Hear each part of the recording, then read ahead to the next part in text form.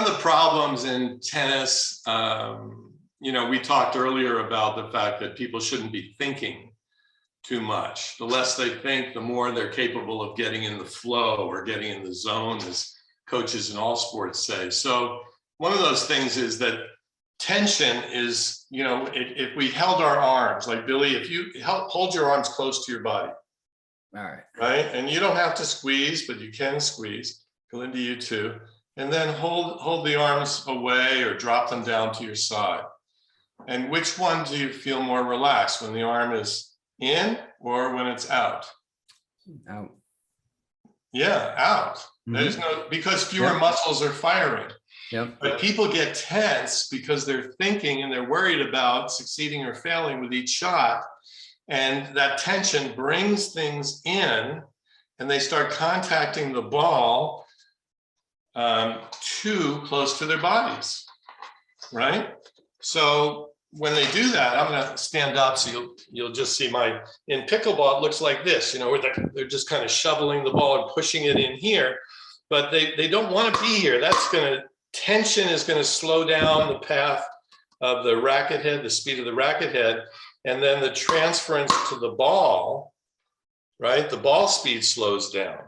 In tennis, for example, racket head speed to ball speed, the ratio, the ball speed adds 35% to the racket speed. So if you could swing at 100 miles an hour, your ball speed would be 135. That would be top players in the world serving. If on a ground stroke, which is an intermediate to advanced intermediate, a person could swing at 50 miles per hour, then they would be effectively getting a ball speed with a tennis ball of 67 and a half. So you add 35% to 50 and you get 67 and a half. So loose is good, right? And tight, tense, is not good. So in the case of pickleball, we'll go back, we call this, and the name, it's a bit of a funny name, but why not? It's a little catchy. This is called the Space Aid. And it's got a hole in the bottom, and you just slide it on, you just turn your paddle handle here.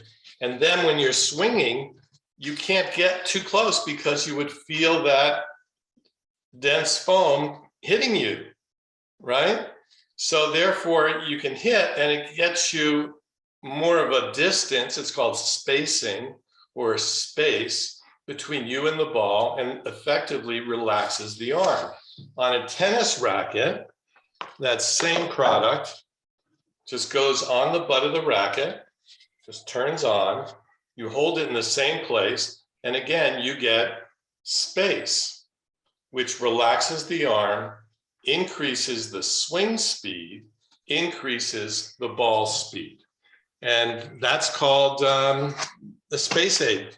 It comes with, pictures, instructions, little poly bag, inexpensive, easy to use.